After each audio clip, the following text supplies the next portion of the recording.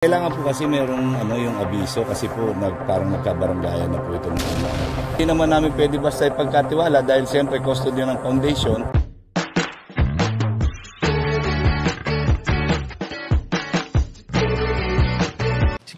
Si Kuya Jens, ano yan, reactor natin yan. Official reactor. So mga kalingap, welcome back sa aking YouTube channel, this is Kuya Jens. So kung bago ka lang sa aking YouTube channel, huwag niyo makalimutan mag-subscribe at click the bell button para like-updated sa mga bago-upload na video. At huwag po nating kalimutan suportahan ang ating kalingap sa pangunguna ni Kuya Val Santos Matubang, Ate Ed the Vlog at syempre Kalingap Rob. At pakisuportahan din po ang aming mga kasamahan sa ating kalingap. Nandiyan po ang K-Boys, Kalingap Partner, Kalingap Reactor at lahat po ng charity vlogger sa buong Pilipinas sa tumutulong sa mga kabayan natin na lahat mahihirap. Suportahan po natin lahat, guys.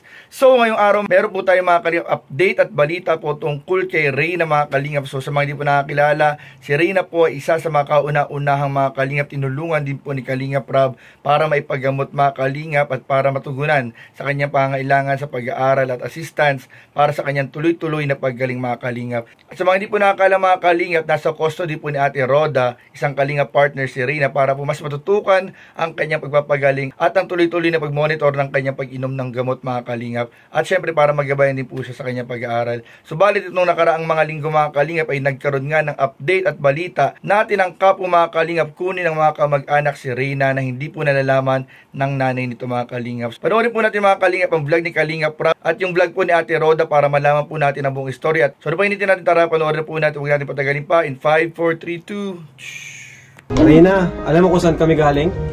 Hindi ko lang po alam. Hindi mo alam? Sa Palawan. Ito mga kalingap, ngayon na tayo nakabalik sa apartment nila Reyna, ano? Opo. Kumusta naman kayo Reyna dito sa apartment? Mabuti lang po. Ano yung kulang nyo dito? Wala lang po. Wala? Okay na lahat? Opo. Ano pang kailangan nyo dito? Wala din po. Wala din? Wow! Puka Reyna dyan. Makwentuhan tayo. So, Reyna, kumusta ka naman Reyna bilang isang parte ng Team Kalingap? Mabuti lang din po. Mabuti na lang. Balita ko, sinundo ka daw nila lola at nila tito mo. Opo. Oh, ano nangyari? Kwentuhan lang po kami. Kwentuhan lang kayo? Ano daw, susama ka daw nila? Ewan ko po. Kung ikaw, anong gusto mo? Dito lang? Opo, sa bahay lang po. Gusto mo dito ka lang? Kay Mama Roda mo? Opo. Dito sa kwarto nyo, wala ka namang problema dito? Wala naman? Wala din po. Oo. Bira ka na rin atakehin ang sakit mo? Opo. Di na? Hindi na pala tayo. Oo, very good. Tanda mo ba dati, no? Nung palagi tayo, pabalik-balik tayo kay Dr. Esquadra, no? Opo. Yung pala, gagaling ka rin naman pala, ano? Ay, opo. Paano siya gumaling ate? Paano siya gumaling? May gamot ba siyang iniinom, maintenance? May maintenance siya, May dati pa rin. Dati pa rin, pero bawas na. bawas na. So talagang gumaling talaga siya sa tamang pag-aalaga, and syempre sa prayers na rin. So Ate Roda, kumusta pala sa Reyna? Anong napag-usapan niyo nung nagpunta yung kanyang kamag-anak? Ano bang nangyari? Wala kasi ako eh. Kinabahan ako. Ayan, nagulat ako kasi... Dito nagpunta mismo sa bahay niyo? Dito. Tapos, paano kayo napunta sa lighthouse? Tinawagan ko si Kuya Mel para makalabas kami. Nandito po ako sa taas ng bahay at yan po natatanaw nating tricycle. Ayan, yan po yung tricycle ng tiyo ni Reyna kasama yung pinsan niya at saka yung lola niya.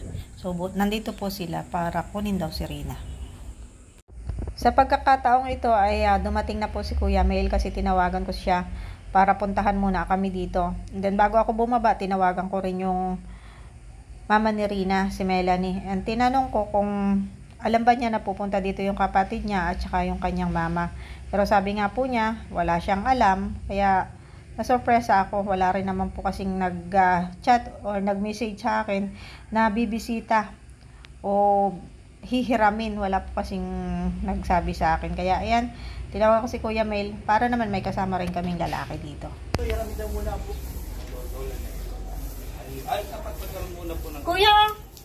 video mo. Kasi may usap man, hindi man daw alam ng mama ni Reyna. Napupunta kayo dito. Opo. Tinawagan ko po siya. Yan. Ganito po kasi hindi kailangan kasi documentary lang po ito, no? Yan, kailangan po kasi merong yung abiso kasi po parang nagkabaranggayan na po ito nung una ang kasunduan sa kanya ko na lang paliwanag. Ano po yun? Yun. Kasi po yung ano po kasi dati, nagkaroon po ng kasunduan na bago pumunta dito, doon sa lighthouse pwedeng bisitahin si Rina. Ay, nasaan po? Naroon doon? Pwede po pumunta doon si Rina. Ay, nasaan po na andito? Nandito po. Kaya lang po hindi po siya pwedeng puntahan diyan. Tapos plano niyo po yata anuhin muna, hiramin. Oo. Ay kailangan po merong parang kasunduan. Ay, naku po. Bakit po ganon? Ay kasi po parang yung sa magulang niya po, yung sa nanay niya. Kasi po parang nag-uusap sila sa barangay. Hindi ko totally alam yung buong pag-uusap nila, pero parang may usapan sila sa barangay. Ay, apo ko naman po yun. Ay opo. Ay bakit po hindi pwedeng hiramin? ano yung usapan yun ni ano? Dadalaw sila pero kasama yung nanay ni Rina. Tsaka kung sila, doon sa lighthouse. Nasaan na ba kasi? Nasa lighthouse ko yan. Sa lighthouse na lang. Nasaan si Rina? Nandito po. Dadaling ko po yun sa lighthouse kung doon po kayo. May mga paliwanagan pang nangyari, pinaliwanag ni Kuya Mel kung bakit doon sa lighthouse, and then marami pang mga tanong si Lola at saka yung kanyang tiyo. Hanggang sa, ayan, pumayag na rin naman na doon na lang sa lighthouse. Wala po.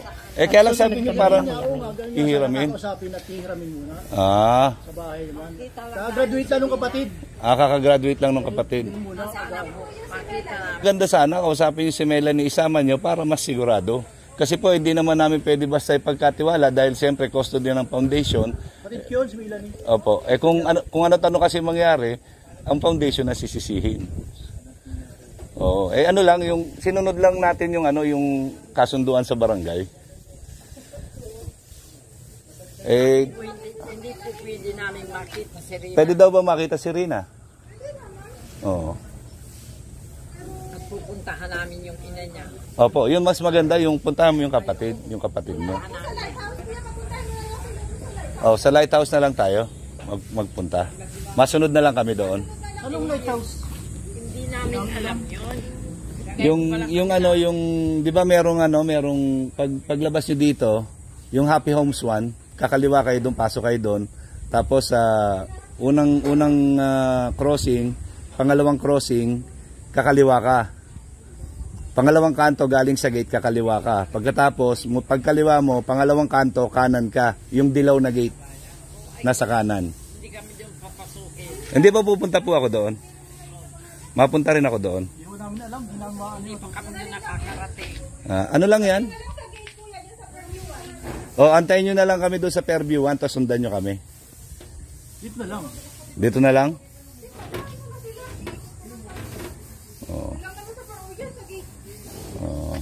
Okay.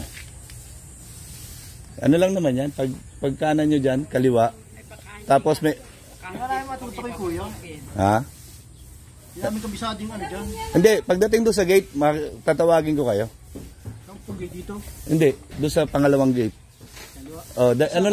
Di ba paglabas nyo, susunod na subdivision sa kaliwa. Yung Happy Homes yun. Doon lang, antayin nyo na ako doon. Hindi, Fairview 1.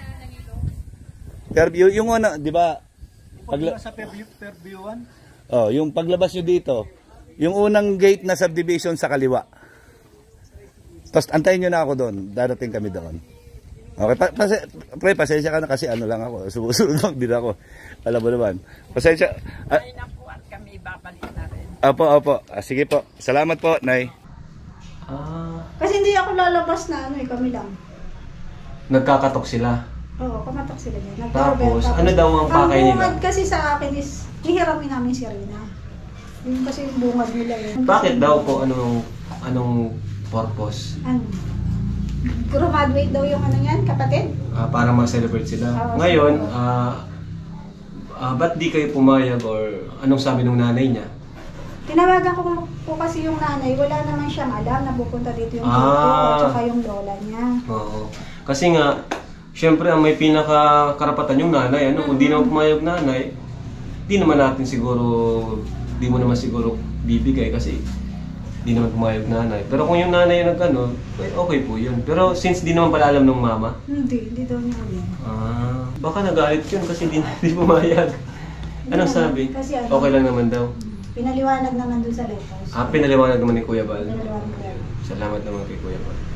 So ayun mga kalingap, maliwanag naman po mga kalingap ang usapan sa pagitan po ng foundation ng kalingap at sa mga kaanak po ni Reyna mga kalingap na gusto sana siyang hiramin nung nakaraang linggo mga kalingap. Pero mga kalingap, ito po ay kinakailangan may permiso po at abiso ng kanyang nanay mga kalingap na pangunahin po may karapatan na pumayag po kung ipapairam po si Reyna sa ibang kamag-anak o hindi po mga kalingap. Kaya po minabuti mga kalingap ng ating mga kasamahan sa kalingap partner na ipakausap po mga kalingap yung mga kaanak na naghihiram kay Reyna doon kay Kuya Val sa White House. At doon nga po naging maayos naman po pag-uusap. At doon nga rin po mga kalingap mas nalaman po natin na kahit papano po ay nakapag-usap naman po si Reyna at ang kanyang lola at ang kanyang tito. Pero sa kabila ng mga kalingap ay natili pa rin po sa custody po ni Ate Roda ang kapakanan po mga kalingap ni Reyna para matutukan ang kanyang tuloy-tuloy na paggaling at talagang nasa tamang oras sa pag-inom ng kanyang mga gamot. Kaya makikita naman po natin mga kalingap, sobrang laki na po ng improvement ni Reyna. Talagang makikita po natin sa vlog po ni Kalingap Rab, sa interview ni Kalingap Rab,